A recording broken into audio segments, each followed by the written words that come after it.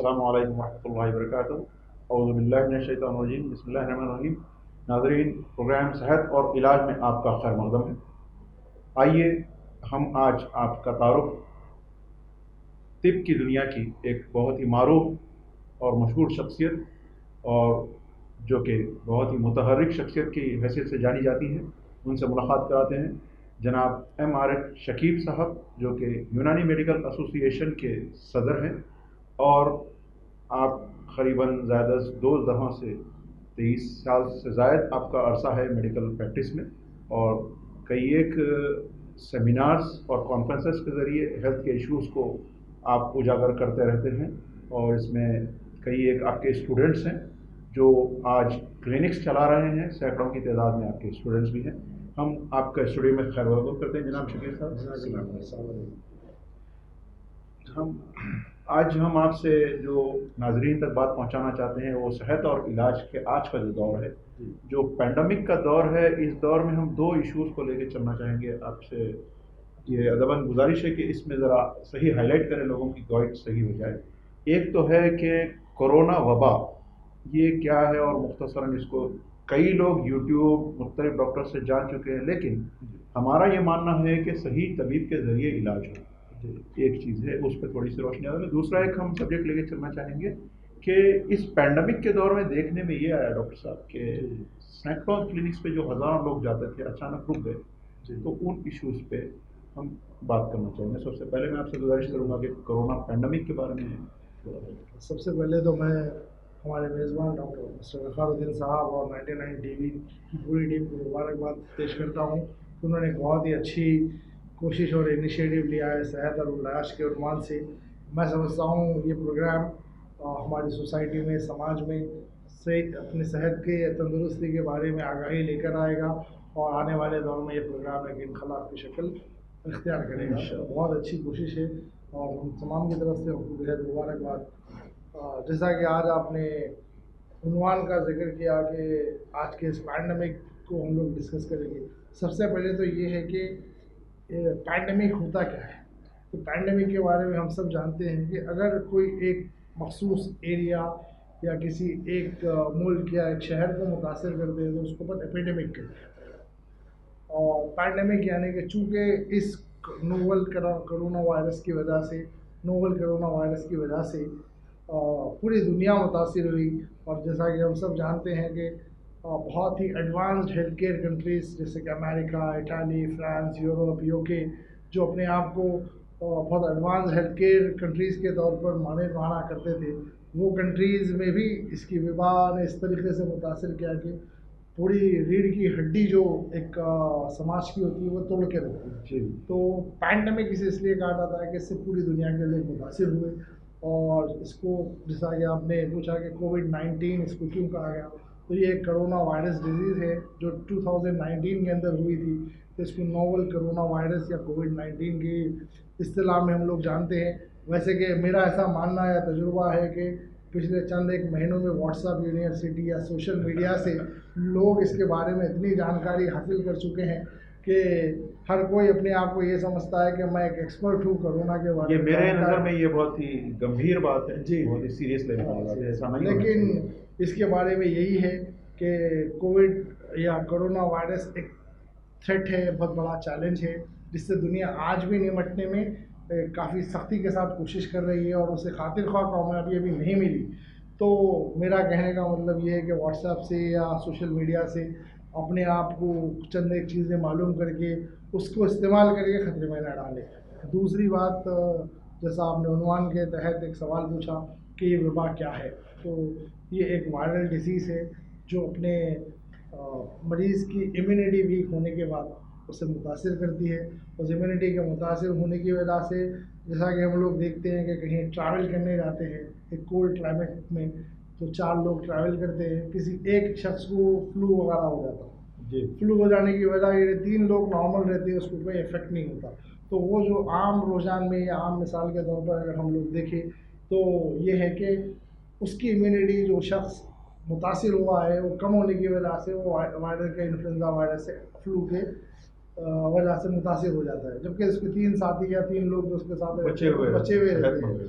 तो अल्हम्दुलिल्लाह इम्यूनिटी को बूस्ट करना बहुत ज़रूरी है। और चूँकि आज के दौर में जैसा कि हम लोग देखें कि हिंदुस्तान बहुत तेज़ी से इस डिज़ीज़ से मुतासिर होता गया, क्योंकि हमने लॉकडाउन 1, लॉकडाउन 2 गुज़ारा, फिर लॉकडाउन 3 गुज़ारा, उसके बाद अनलॉक की प्रोसेस की तरफ आए। इन सब के बावजूद भी हम देख रहे हैं कि day by day we are reaching the numbers in 90,000, nearly a lakhs of cases has been recorded. तो ये एक बहुत बड़ा थ्रेट और चैलेंज है हमारे हेल्थ केयर के लिए। तो इम्यूनिटी एक इसका बड़ा कॉज है। आप जो इम्यूनिटी की बात करते हैं, बहुत ही अच्छी मिसाल आपने दी कि किस तरीके से अगर सफ़र में 4 आदमी जा रहे हैं तो एक मुतासिर होता है। ये तो बरसों से हम देखते हुए आ रहे हैं, तो यही चीज़ इस वक्त भी हो रही है। इस वक्त भी जैसे हम सोसाइटी में हैं, हमारे अतराफ एक 20 घर है, 20 घर रहने के बावजूद किसी एक घर का कोई शख्स मुतासिर हो जा रहा है। और मुतासिर होने के अंदर कई एक कॉजेज़ है, जैसा हम सब जानते हैं कि ट्रैवलिंग रिस्ट्रिक्टेड कर दी गई। जैसा कि हम जैसे ही पेशेंट को एग्जामिन करते हैं तो ट्रैवल हिस्ट्री ले रहे हैं उसकी, क्या आप पिछले चंद दिनों में गए, मुल्क के बाहर गए थे, शहर के बाहर गए थे। तो उस तरीके से ट्रैवल हिस्ट्री लेने पर क्या होता है कि उन्हें कैरियर बनकर अपने शहर को वो डिजीज़ लेकर आ रहा है। एक ट्रैवल हिस्ट्री इसका कॉज है। दूसरा कॉज ये है कि एक पर्सन अफेक्टेड है लेकिन उन्हें अपनी स्क्रीनिंग नहीं करा रहा है, या चूँकि ये डर से कि भाई अगर मैं मुतासिर हूँ बल्कि मैं वहाँ जाऊँगा तो मेरे को क्वारंटाइन कर देंगे, मेरे को हॉस्पिटलाइज कर देंगे, तो उन्हें आके अपने आप को सिर्फ एक छोटी मुश्किल से बचाने के लिए अपने पूरे घर को खतरे में डाल दे रहा है। पहले अपने घर को खतरे में डाल रहा है, फिर घर के लोग जब मुतासिर हो रहे हैं तो अपने पड़ोसी को खतरे में डाल रहे हैं, पड़ोसी उसके बाजू के पड़ोसी को खतरे में डाल रहा है। आज chain of neighbours are affected with this. तो इसी तरीके से गवर्नमेंट ने इत्यादि दवाई के तौर पर कंटेनमेंट जोन्स बनाए थे, जो शख्स जहाँ है उसकी मूवमेंट को रिस्ट्रिक्ट कर दिया गया था। तो लॉकडाउन की वजह से, कंटेनमेंट जोन्स की वजह से, और जो फ्रंट लाइन कोरोना वॉरियर्स की कंटिन्यूस कोशिशें थी, हमने इस जंग को काफ़ी हद तक जीत लिया है। मगर अभी ये नहीं कह सकते कि ये जंग ख़त्म हो चुकी है और हम कोरोना की वबा से आज़ाद हो चुके हैं, नहीं। अभी we are in a stage where we are still fighting and we are seeing lakhs of patients are suffering, and most of the patients don't screen themselves। वो लोग अपने आप को स्क्रीन नहीं कर पा रहे हैं, स्क्रीनिंग नहीं कराने की वजह से तगाफुल में या गफलत के अंदर स्टिल रह रहे हैं। अच्छा, ये एक भी बात है कि स्क्रीनिंग करने के लोग जो आगे आ रहे हैं जी, उनको बहुत सारी परेशानियां झेलनी पड़ी, ऐसा उस वजह से भी लोग डरे हुए हैं। स्क्रीनिंग कराते हैं उनको होम क्वारंटाइन की बहुत सारी सख्तियाँ गवर्नमेंट की तरफ से हो रही हैं। अब तो इसमें किस तरीके से एहतियात उनको बरतना होगा? इसमें क्या है साहब, बहुत अच्छा सवाल आपने मौजू के हवाले से किया कि लोगों के दरमियान में बहुत सारे मिथ्स हैं या गलतफहमियाँ हैं कि भाई अगर मैं जाता हूँ, स्क्रीन करा लेता हूँ, मैं पॉजिटिव आता हूँ तो मेरे को 14 दिन हॉस्पिटल में रख दिया जा रहा है। ऐसी कोई गलतफहमियाँ हैं कि हॉस्पिटल के अंदर प्रॉपर देख रेख नहीं है, या फिर बेड्स नहीं मिल रहे हैं, कई सारी ये सारी सिचुएशन जो है इसमें बहुत हद तक सच्चाई भी थी, लेकिन ये मरहला जो था वो मीडिया के जरिए भी आई, दवाखानों की भी इसमें कोताही रही है। दवाखानों की जो खस्ता हाली थी वो भी इसकी जिम्मेदार रही, कॉर्पोरेट हॉस्पिटल्स का जो लूट मची वो एक एक्सप्लॉयटेशन था वो भी इसकी जिम्मेदार रही। तो ये एक बहुत खौफनाक और दहशतनाक माहौल से हम लोग गुजर चुके हैं, लेकिन अल्हम्दुलिल्लाह पिछले जो सिचुएशन हम अप्रैल में एंड मिड ऑफ द मे तक सफ़र कर रहे थे, जैसा रमज़ान या उसके बाद के हालात थे, आज वो हालात नहीं हैं। आज गवर्नमेंट की तरफ से जगह जगह पर स्क्रीनिंग सेंटर्स बना दिए गए हैं, बहुत सारे, और अर्बन हेल्थ पॉइंट्स पे चेकअप किया जा रहा है। जितने आयुष के बड़े हॉस्पिटल्स थे, जैसे निज़ामिया जनरल हॉस्पिटल है, आयुर्वेदिक हॉस्पिटल है, होम्योपैथिक हॉस्पिटल है, नेचर क्योर का हॉस्पिटल है, और सारे गवर्नमेंट सेटअप्स हैं, उन सबको भी कोविड स्पेशलाइज सेंटर्स में कन्वर्ट किया गया है। वहाँ पर आपको स्क्रीनिंग, और स्क्रीनिंग के बाद अगर आप पॉजिटिव आते हैं तो क्वारंटाइन किया जा रहा है 14 दिन की। क्वारंटाइन में कुछ दवाएं भी मुफ्त की जा रही हैं? ज़रूर। अगर पेशेंट एसिम्टोमेटिक है तो पेशेंट को कोई ज़्यादा दवाओं की ज़रूरत पड़ती नहीं है, जैसा कि सिंपल एक एंटीबायोटिक है पैरासीटामोल के तौर पे, और कोई एंटी एलर्जिक है सेट्रिजिन, लेवोसेट्रिजिन वगैरह के तौर पे, एजिथ्रोमाइसिन एक एंटीबायोटिक के तौर पे ड्रग ऑफ चॉइस है।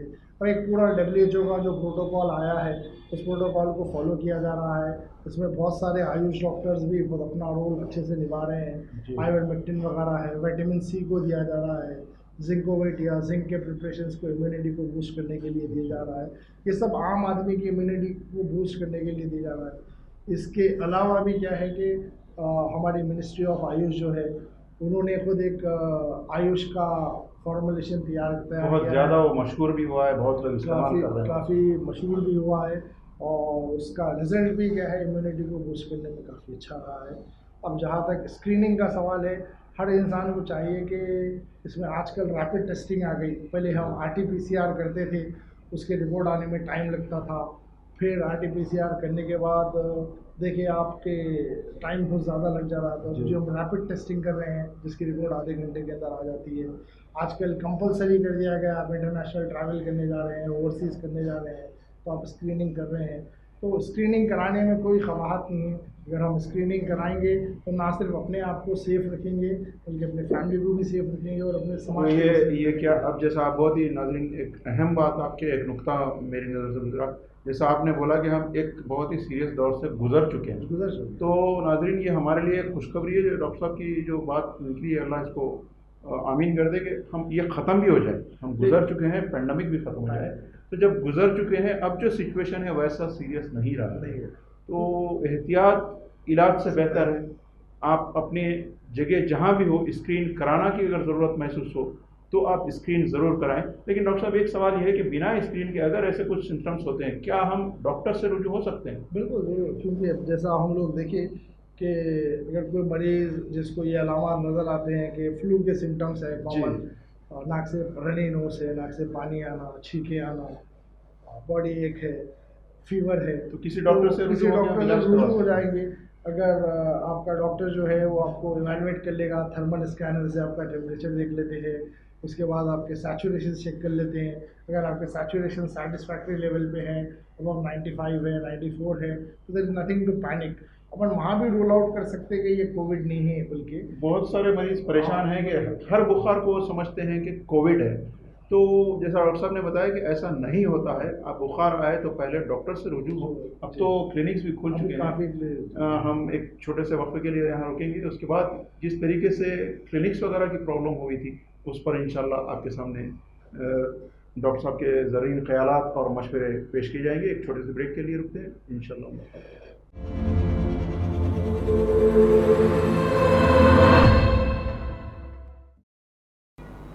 अस्सलाम वालेकुम नाज़रीन, वक्फे के बाद आपका प्रोग्राम सेहत और इलाज में खैर मकदम है।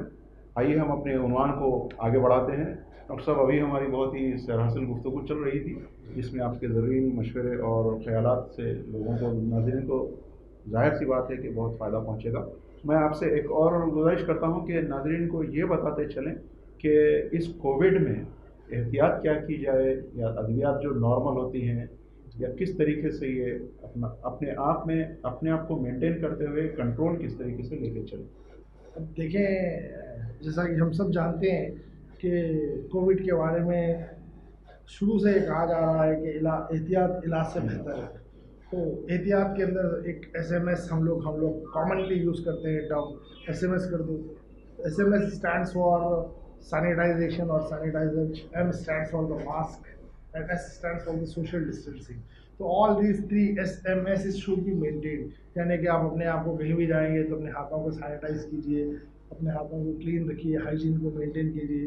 दूसरा, मास्क लगाइए। मास्क लगाने से आप ख़ुद भी अपने जो कैरियर उनके दूसरे तक इन्फेक्शन पहुंचाने के पॉसिबिलिटीज़ है वो मिनिमाइज़ कर देंगे। तीसरा, सोशल डिस्टेंसिंग, जैसा हम लोग देख रहे थे कि हर जगह हम लोग प्रैक्टिस कर रहे थे, ऐसी अहम जगहों पर भी हमने सोशल डिस्टेंसिंग प्रैक्टिस की। जैसे हम नमाज के लिए खड़े हैं तो वहाँ भी सोशल डिस्टेंसिंग का ख्याल रखा गया। फिर दूसरे लोग अपने अपने रिलीजियस रिचुअल्स परफॉर्म करने के लिए गए तो सोशल डिस्टेंसिंग की एहतियात की गई। मुसाफा ख़त्म हो गया था, मुआनका ख़त्म हो गया था, लोग गले मिलना वगैरह सब एहतियात कर रहे थे। तो social distancing is a very important tool in preventing covid. Mask is a very major tool in preventing it, and another S is the sanitization or the usage of the sanitizer is a very important tool। तो पहले तो एहतियाती तदाबीर ये है।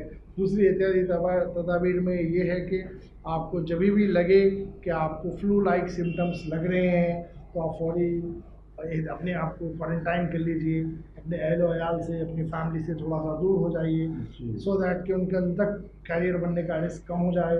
फिर आप अपने doctor से रुजू हों। डॉक्टर आजकल तो, पहले के फेज़ में काफ़ी पैनिक था क्लैरिटी कम थी, लेकिन अब जब से WHO का प्रोटोकॉल आया है, उस प्रोटोकॉल के आने के बाद से दवाओं का इस्तेमाल वगैरह भी काफ़ी ईजी हो गया है। पहले हम देखेंगे कि पहले शहर को कंटेन कर दिया गया था जी, फिर केसेस की नौयत देखने के बाद सारे सिचुएशंस जोन्स को फिर इसके बाद कंटेनमेंट छोटे छोटे जोन्स बनाए गए। एक स्ट्रीट अगर मुतासिर है तो घर में दो घर मुतासिर है तो एक स्ट्रीट को कंटेन कर दिया जा रहा था। बाद में फिर देखे कि इतना ज़्यादा कंटेन करने की ज़रूरत नहीं है तो लोगों को घरों तक कंटेन कर दिया गया। फिर घरों को जैसे देखे कि भाई अब जो लोग एसिम्टोमेटिक हैं या रिकवर्ड है या अनअफेक्टेड है तो उसके बाद क्या किया कि जो मुतासिरा शख्स है उसको ही कंटेन कर दिया गया। पहले हम लोग हॉस्पिटल में 14 दिन कोरोना धीरे धीरे सिखाया है, ये सब सारी चीज़ें सिखाया है। और क्वारंटाइन करने का कंटेनमेंट का जो तरीका था वो बहुत आसान भी हो गया। पहले अगर हम पॉजिटिव आते तो सारे हलचल मच जाती, दहशत पैदा हो जाती कि भाई फलां शख्स कोरोना का है, लोग उसके साथ दुर्व्यवहार करते, उस पर हमले कर रहे थे, उसको घरों के बाहर निकाल दे रहे थे। तो लेकिन जैसा जैसा हालात और जानकारी समझ में आया है कि corona is not as dangerous as we thought of. अब अफेक्टेड पर्सन को क्वारंटाइन कर देंगे, जिनके घरों में एक अलग कमरा है उनको अपने अलग कमरे में रख दे रहे हैं। अगर उनके साथ एक अटैच बाथरूम की फैसिलिटी रहती है तो दे कैन कन्फाइन। गवर्नमेंट की तरफ से उनको एक किट भी दी जा रही है, वो तो मेडिसिन किट तो गवर्नमेंट की तरफ से दी जा रही है। तो पहले अब पेशेंट को चाहिए कि अगर ऐसे कोई अलामात महसूस हुए तो टेम्परेचर अपना चेक करते रहे, देखेंगे उसका टेम्परेचर कितना है। दूसरा सैचुरेशन देखने का एक बहुत आसान तरीका है जिसको हम पल्स ऑक्सीमीटर कहते हैं। अभी स्टार्टिंग में तो वो काफ़ी महंगे हुआ करते थे 2000-2500 में, बाद में कुछ NGOs आगे आए, उन्होंने कोशिश की सबकी तो 500-550 रुपये में कम हो गए। आपको एक ऑक्सीमीटर मिल जाता है। एक बेसिक टूल के तौर पे ये दो चीज़ें अपने घर में रखिए। फैमिली के एल्डर पेशेंट्स हैं फैमिली में तो उनका सैचुरेशन लेवल वगैरह चेक करते रहिए। बच्चे हैं तो 10 साल से छोटे, उनके साथ एहतियात बरतते हुए उनके सैचुरेशन वगैरह चेक करते रहिए।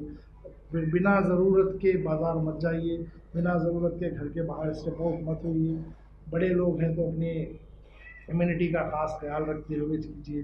अब जैसा आप की जो कोशिश है कि हम चंद थोड़ी देर के अंदर नाज़रीन को जो ज़रूरी मालूमात या हिदायत दे सकते हैं उनसे शेयर करने की कोशिश कर रहे हैं। दो it's a very big and vast subject and it can not be discuss in few minutes program, but whatever the important things that we can adopt to minimize the risk of this should be there. इसमें जो immunity की बात करें, क्या ग़िज़ा के ज़रिए हम एहतियातों के ज़रिए भी अपनी इम्यूनिटी बढ़ा सकते हैं और हम उससे एहतियात मुहतात रह सकते हैं? बहुत ही बेसिक और बहुत ही इम्पोर्टेंट सवाल आपने पूछा कि इंसान की ज़िंदगी में डाइट बहुत इम्पोर्टेंट रोल प्ले करती है।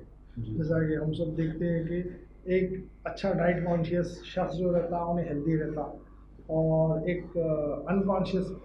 डाइट अनकॉन्शियस अपने शख्स जो रहता उन्हें मुख्तलिफ़ किस्म के लाइफ स्टाइल डिजीज़ में मुतासर रहता वो रहता।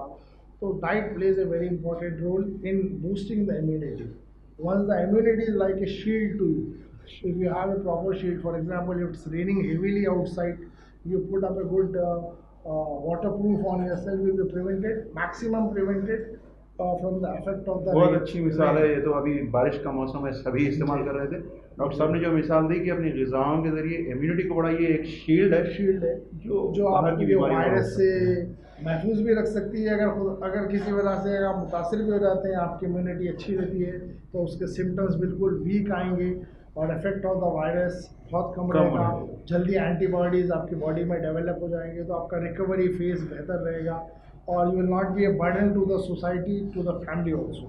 तो सबसे पहली चीज़ क्या है, डाइट के अंदर हम अच्छी ग़िज़ाओं का इस्तेमाल करें, ज़ूद हज़म ग़िज़ा यानी जल्द हज़म होने वाली ग़िज़ा का इस्तेमाल करें, एंटीऑक्सीडेंट्स जिसमें होते हैं उन चीज़ों का जैसा कि कीवी है वगैरह इस्तेमाल कीजिए।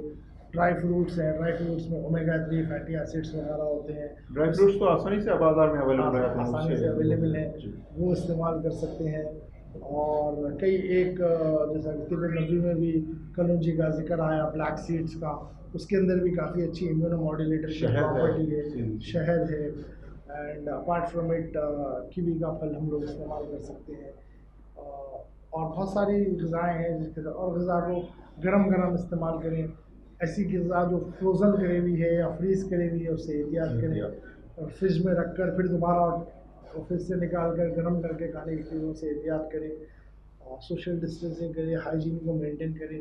If you maintain proper hygiene और क्लीनलीनेस की तरफ तवज्जो देंगे तो इंशाल्लाह मैं समझता हूँ आप ना सिर्फ अपने आप को इससे बचा सकते हैं बल्कि अपने साथ के जो लोग हैं उनको भी इस खतरे से बचा सकते हैं। बहुत बेहतरीन मालूमात नाज़रीन आप तक पहुँच रही हैं डॉक्टर साहब। इसके साथ में हम इस प्रोग्राम के इख्तिताम से पहले एक और अहम पहलू पर इंशाल्लाह बात करेंगे। हम आपसे गुजारिश करते हैं उस पर भी कुछ आप रोशनी डालें कि ये पैंडमिक में जैसा कि देखने में आया कि जितने भी क्लिनिक्स सारे बंद थे, हॉस्पिटल्स बंद थे, तो रैपिड में जो लोग भागते थे अभी होना है ऑपरेशन, अभी होना है दवा, अभी होना है वरना मर जाएंगे, ये देखने में आया कि ये सारी बीमारियां जैसे छुट्टी पर चली गई थी। जी। तो उसी तरीके से क्या आइंदा लाइफ स्टाइल में भी, आइंदा ज़िंदगी में भी क्या हम एहतियात के साथ चल सकते हैं और कौन सी ऐसी बीमारियां हैं जो एज के साथ थोड़ा सा डेवलप होती है जिसको हम लेते हुए बताते हुए चलना चाहिए? बहुत ही अहम और बहुत अच्छा सवाल आपने, बल्कि मैं समझता हूँ समाज की दुखती रग पे हाथ रखा आपने। वैसे तो बड़ी माजरत के साथ बीइंग ए मेडिकल प्रैक्टिशनर ये कहूँगा मैं, क्लिनिक्स बंद करने की अहम वजह ये थी कि डॉक्टर्स पेशेंट से बचने की कोशिश नहीं करी, बल्कि डॉक्टर्स की कोशिश ये थी कि जैसे आप खुद वाकिफ़ हैं कि एक आध जनरल ओपी जो चलता है उसके अंदर बहुत क्राउड रहता, 2 मलगी में या छोटे से एरिया के अंदर हम लोग क्लिनिक्स रन करते, तो वहाँ पर आप सोशल डिस्टेंसिंग मेंटेन करना, वक्त वाहिद में 12 पेशेंट 20 पेशेंट वेटिंग में रहते, तो उन सारे पेशेंट्स के दरमियान तो डॉक्टर्स ने ना सिर्फ ये इनिशिएटिव लिया कि दूसरे पेशेंट्स, अगर कोई एक कोविड का पेशेंट पॉजिटिव आ जाता है जो अनस्क्रीन्ड है और उस मास के बीच में बैठता है, तो he could be dangerous in spreading this to all those 20 patients. तो डॉक्टर्स के क्लिनिक्स बंद करने की अहम वजह यही थी कि उसको मिनिमाइज़ कर सकें उसके रिस्क को बढ़कर। और दूसरा रिस्क फैक्टर ये था कि जब हम क्लिनिक में आके बैठते हैं तो अनस्क्रीन केसेस रहते हैं जनरल प्रैक्टिशनर के पास, फिर भी आप स्पेशलिस्ट करने जाएंगे तो एटलीस्ट एक माइंडसेट लेके जाएगा कि मैं ये डिजीज़ से मुतासिर हो रहा हूँ। अगर उसका पेट मुतासिर है, जिगर मुतासिर है तो गैस्ट्रोएंटरोलॉजिस्ट कर जाता है, कोई पेशेंट कार्डियक पेशेंट है, हार्ट का पेशेंट है तो कार्डियोलॉजिस्ट कर जाता है। मेरा जो जीपीस क्लिनिक्स में बैठते हैं उनके लिए पूरे अनस्क्रीन पेशेंट्स आते, तो और इस वक्त तो हम लोग जिस वक्त मार्च अप्रैल मई में बहुत ज़्यादा केसेस थे और ओवरलोडेड। डॉक्टर साहब ओवरलोड तो इस वक्त हो रहे हैं, करीबन 1 लाख के मरीज़, जैसा आप खुद भी बताया कि करीबन 1 लाख मरीज़ रोज़ के हिंदुस्तान में आ रहे हैं, उसके बावजूद भी क्राउड बहुत ज़्यादा जो है फैल रहा है। और इसको जिस तरीके से हुकूमत खुद क्या ये नेग्लिजेंस है हुकूमत का या फिर उनकी मजबूरी है कि लोगों को बाहर निकलने दिया जा रहा है? इसमें दोनों चीज़ें हैं। हुकूमत का नेग्लिजेंस तो नहीं है, हुकूमत बारहा टीवी के ज़रिए, मीडिया के ज़रिए, स्क्रोल्स के ज़रिए जगह जगह पर आप ट्रैफिक सिग्नल्स पे देखेंगे वहाँ पर हाईलाइट करती जा रही है सोशल डिस्टेंसिंग मेंटेन कीजिए, मास्क लगाइए, सैनिटाइज कीजिए, घर से बिना ज़रूरत के ना निकलिए। लेकिन पब्लिक में क्या हो गया है कि थोड़ा एक रीज़न है उसकी इकोनॉमिकल स्टेटस, बहुत ज़्यादा मार पड़ी हुई है। अगर कोरोना से बच जाएंगे तो भूख से मर जाएंगे, अगर भूख से भी आप मरना है तो भाई वहाँ भी मरना है, यहाँ भी मरना है, क्यों ना काम करके मारा जाए या कोशिश करके मारा जाए। मजबूर गरीब आदमी काम की तलाश में निकल कर काम को आ रहा है। आप देखेंगे हायर इनकम ग्रुप के जो लोग हैं, जो इकोनॉमिकली स्ट्रॉन्ग है, वो आज भी अपने तौर पे एहतियात कर रहे हैं। तो अब और दूसरा है थोड़े गाफिल भी हैं, जैसा आप जानते हैं कि एक गाफिल शख्स क्या बोलते हैं सो पूरों को नुकसान पहुँचा देता, तो वैसे ही कोई गाफिल है उससे क्या होने वाला है। मैंने देखा है अपने स्ट्रीट्स में कि जहाँ सोशल डिस्टेंसिंग है वहाँ एक साथ 3-4 दोस्त बैठ के एक सिगरेट को चारों स्मोक कर रहे हैं। जहाँ आप डिस्टेंसिंग के बारे में, मास्क के बारे में इतनी बात कर रहे हैं, लोगों में इतनी गफलत है कि they share cigarette while smoking among 4 people with 1 cigarette. ये कहाँ है, मतलब ये गफलत है। तो ऐसे किस्म के लोगों से भी समाज को नुकसान पहुँच रहा है और जहाँ तक मजबूरी में भी लोग निकल रहे हैं तो वो तो उनका निकलना कुछ हद तक जायज़ भी है। लेकिन अच्छा, जैसा आप मजबूरी की बात कर रहे हैं, एक और मजबूरी ये रहती है क्लिनिक्स बंद रहने की जो टॉपिक हो रही है, तो नॉर्मल देखने में आया है कि sugar, BP, joint pains, headache वगैरह के जो पेशेंट्स होते हैं, जी इन पेशेंट्स को रेगुलर दवाएं लेनी पड़ती हैं। तो जी ऐसे वक्त में अगर किसी खुदा न खास्ता फिर से अगर कोई वाक़यात हो, क्लिनिक ना मिले या डॉक्टर अवेलेबल ना हो, तो उनको क्या करना चाहिए? आप कोई एक टिप दे सकते हैं अब क्या? इसमें कैसा है डॉक्टर साहब, जैसा आप ये भी बहुत ही अहम और ज़रूरत का सवाल है कि क्लिनिक बंद होने के बाद कई एक लोगों को काफ़ी दुश्वारियाँ हुई, कई मुश्किलात हुए। उसके लिए सबसे पहली चीज़ कैसी है कि बहुत सारे डॉक्टर जिनको मैं जानता हूँ, वो लोगों ने ऑनलाइन सर्विस भी दी, जी, बहुत फ्री कंसल्टेशंस दिए, व्हाट्सएप पे अवेलेबल थे, पेशेंट से कंप्लेंट्स ले रहे थे, कंप्लेंट से बेसिक मेडिकेशन जो लिख सकते थे वो लिख रहे थे। इसके बावजूद भी चूँकि हम 100 पेशेंट देखते थे, तो 100 पेशेंट लिए आप 50 पेशेंट देखते तो 50 पेशेंट में से 50 को सर्व नहीं कर पा रहे थे। तो चंद एक लोगों को यकीनन सारी मुश्किलात भी उसमें हुई, लेकिन उसके लिए एक बेसिक रूल यही है कि अपन इसको बोलते हैं रूल ऑफ कंटिन्यूटी। अब मिसाल के तौर पे अपन एक ब्लड प्रेशर की गोली खा रहे हैं, वो ब्लड प्रेशर की गोली खाने के बाद डॉक्टर नहीं मिलने की वजह से उसको डिसकंटिन्यू करने की ज़रूरत नहीं है। जब तक आपकी डॉक्टर से दोबारा मुलाकात हो नहीं जाती, जब तक डॉक्टर की आपको मशवरे नहीं मिल फर्दर जाते, डॉक्टर कंसल्टेशन ना हो, आप वो दवाएं वो कंटिन्यू कर सकते हैं। वही कंटिन्यू जो पहले लिखे हुए पहले लिखी हुई प्रिस्क्राइब है। दवाएं वो कंटिन्यू कर सकते। अगर उन दवाओं को इस्तेमाल करने के बावजूद भी आपका बीपी हाई रह रहा है या शूट रह रहा है, तो you try to consult online with the doctor.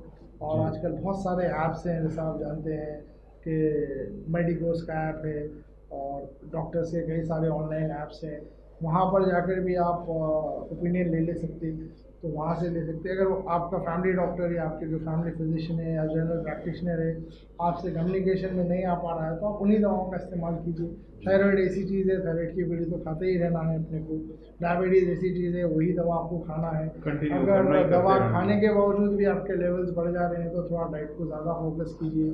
Diet और दवा से कंट्रोल नहीं हो रहा है तो थोड़ा एक्सरसाइज की तरफ आइए, और ब्लड प्रेशर को भी इसी तरीके से मेंटेन करने की कोशिश कीजिए। तो मैं समझता हूँ कि ये जो छोटे छोटे चैलेंजेस हम लोग इस वक्त सोशल एक्टिविटीज़ में फेस कर रहे हैं, इससे महफूज रह सकते हैं। बहुत बहुत शुक्रिया डॉक्टर साहब। हम एक और छोटा सा वक्फा लेंगे, उसके बाद जैसा कि डॉक्टर शकीब साहब यूनानी मेडिकल एसोसिएशन के प्रेसिडेंट भी हैं, तो हम यूनानी एस्पेक्ट से भी इस बारे में इंशाल्लाह बात करेंगे। लेते हैं एक छोटा सा वक्फा।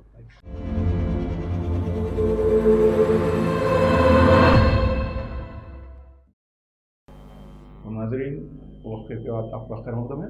हम बात कर रहे हैं डॉक्टर एमआरएच शकीब साहब, प्रेसिडेंट यूनानी मेडिकल एसोसिएशन के साथ। तो जैसा कि हमने कोरोना डिसीज़ और दीगर डिसीज़ के बारे में, एहतियात, इलाज वगैरह के बारे में काफ़ी सैर तलब गुफ्तगू की है, और मैं जैसा कि इस प्रोग्राम के साथ आपकी खुसूसी जो वाबस्तगी है, यूनानी मेडिकल एसोसिएशन के सदर हैं और सैकड़ों डॉक्टर्स और कई 100 से ज़्यादा क्लिनिक्स आपके चलते हैं अल्हम्दुलिल्लाह। तो मैं ये चाहूँगा कि इस पेंडेमिक के दौर में, कोरोना कोविड-19 के दौर में, इम्यूनिटी की परेशानियों के दौर में, यूनानी के लिए भी जो नुस्ख़ात हैं या फिर सरसरी तौर पे जिस तरीके से आप नुमाइंदगी कर सकते हैं यूनानी की और रहनुमाई कर सकते हैं लोगों की, आवाम के लिए, तो मैं आपसे गुजारिश करूँगा कि यूनानी एस्पेक्ट से इस बारे में आप बताएँ। आप नाज़रीन एक और बात बताता चलूँ, डॉक्टर एमआरएच शकीब साहब यूनानी के साथ साथ एलोपैथी की फार्माकोलॉजी के लिए भी माहिर हैं, और ये डुअल सिस्टम के जो इल्म है, इसकी वजह से मरीज़ों को बहुत ज़्यादा फ़ायदा पहुंचता है। तो दोनों किस्म के जो अमराज के लोग भी हैं, वो आप एमआरएच शकीब साहब से भी रुजू हो सकते हैं। तो आपकी प्रीवियस हिस्ट्री और एक क्लब करते हुए बेहतरीन आपको इलाज की सहूलत भी हम डॉक्टर एमआरएच शकीब साहब से आप हासिल कर सकते हैं। शकीब साहब, यूनानी एस्पेक्ट से इस बारे में रोशनी सबसे पहले तो मशहूर हूँ आपकी मोहब्बतों का कि आपने इन तमाम चीज़ों को हाईलाइट किया। मैं अपने आप को ये समझता हूँ कि मैं भी तिब्बे यूनानी का एक खादिम हूँ, और इतना बड़ा सिस्टम है जिसने हमें इज़्ज़त, शोहरत और ये मकाम अता फरमाया। सबसे बड़ी चीज़ ये है कि तिब्बे यूनानी से वाबस्ता होने के बाद या यूएमएस करने के बाद, ये एक ऐसे पेशे से जो अनबिया अलैहिस्सलाम का पेशा था। तिब और तदरीस जो पेशा था वो अनबिया अलैहिस्सलाम का था। वो उम्मतों में सेहत के बीमारियों, सेहत के ऐसे गुण बताया करते, अखबाल बताया करते कि इंसान तंदुरुस्त रहते थे। तो अल्लाह रब्बुल इज़्ज़त का करम है कि हम इस पेशे से वाबस्ता है।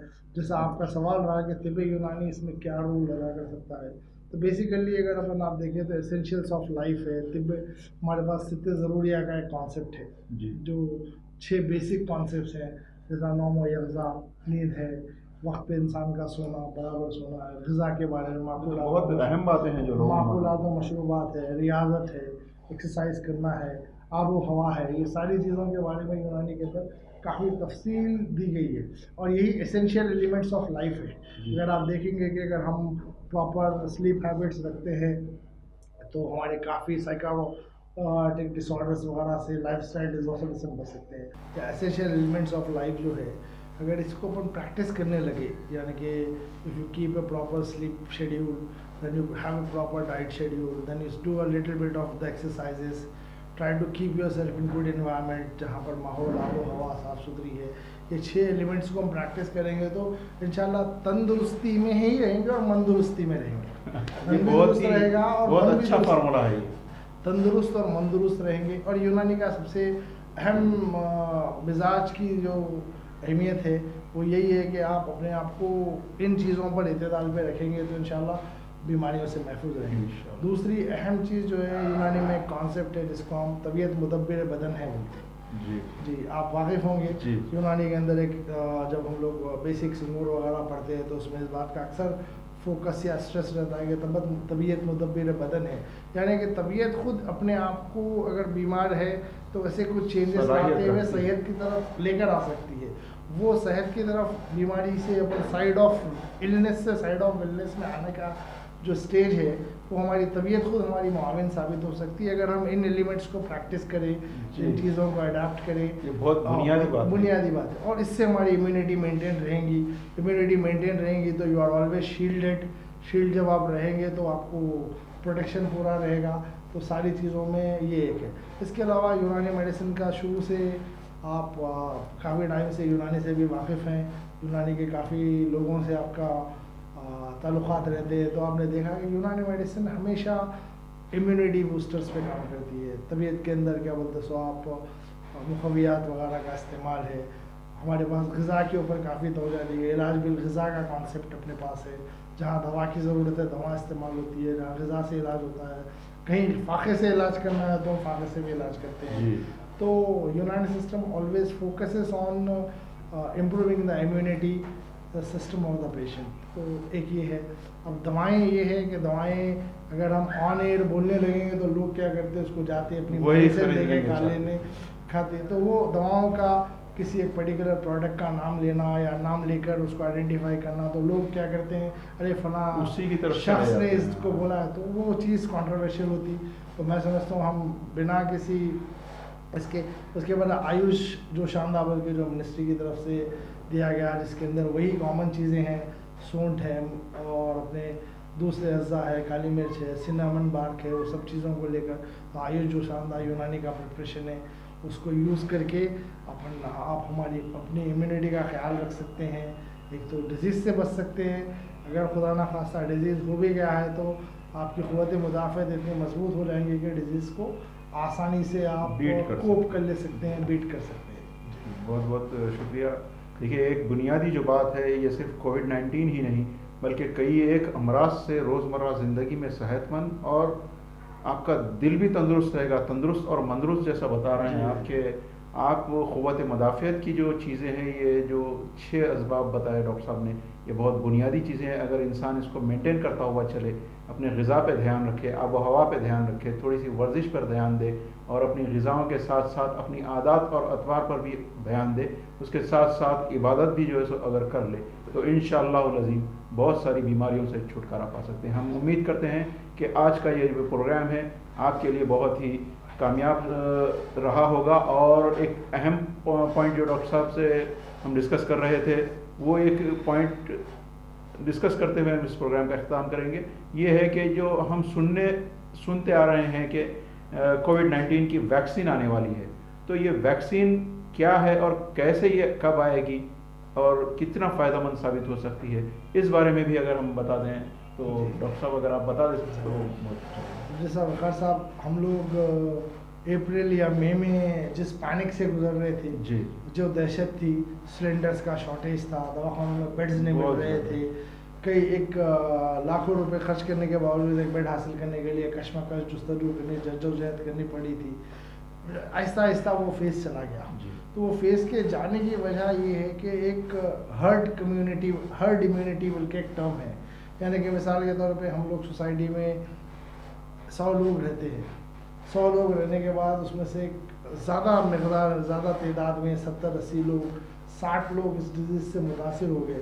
तो मुतासिर होने के बाद उनके जिस्म क़ुव्वत मुदाफ़त के साथ एक इम्यूनिटी डेवलप हो जाती, वो इम्यूनिटी पूरी सोसाइटी में आ जाती।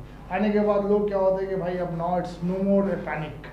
और वही चीज़ तेलंगाना में अल्हम्दुलिल्लाह खासतौर से हैदराबाद में देखी गई कि पहले जो केसेस का पैनिक था वो बहुत ज़्यादा ग्राफ ऊपर जा रहा था, फिर ग्राफ ऐसा तेज़ी से ऊपर गया, उसके बाद सिम्टम्स एकदम अग्रेसिव थे। हम देख रहे थे कि कई सारे लोग सांस की शिकायत के साथ, तनफ़ुस की तकलीफ़ों के साथ वेंटिलेटर पे जा रहे थे, वेंटिलेटर के बगैर ख़त्म हो जा रहे थे, वेंटिलेटर्स का शॉर्टेज था, हर कोई एहतियातन सिलेंडर्स खरीद के रख ले रहे थे अपने अपने घरों पर, वो कह रहे थे। लेकिन अल्हम्दुलिल्लाह अल्लाह अज़्ज़ व जल की रहमत से, सबकी दुआओं से उस स्टेज से हम लोग आगे आ गए और उस स्टेज से महफूज होते हुए now we are in stage where we can say that herd immunity develop हो गई है। अब वैक्सीन का जो सवाल है, वैक्सीन के बारे में हमने सुना कि मिड अगस्त में आ जाएगी, फिर सुना के ट्रायल चल रहे हैं, फिर उसके बाद सितंबर में आ जाएगी। इंडिपेंडेंस डे के सेलिब्रेशन में एड्रेस में पीएम ने कहा था कि बहुत जल्दी वैक्सीन आ जाएगी। वैक्सीन तो इंशाल्लाह आ जाएंगी, लेकिन आप सब हम वाकिफ़ हैं कि India is a very largely populated country. हम लोग 120 करोड़ की आबादी है, कई सारे लोग बिलो पॉवर्टी लाइन हैं, तो वैक्सीन कितनी तादाद में मार्केट में आएगी, उसकी अवेलेबिलिटी कैसी रहेगी। अभी जो वैक्सीन के ट्रायल्स हो रहे हैं वो एक छोटे ग्रुप पे ट्रायल्स हो रहे हैं। अब जैसा हम लोग देखते हैं कि कोई भी वैक्सीनेशन बच्चों को कराते अगले दिन बुखार आ जाता, तो वैक्सीनेशन के ये इफ़ेक्ट्स नज़र आते।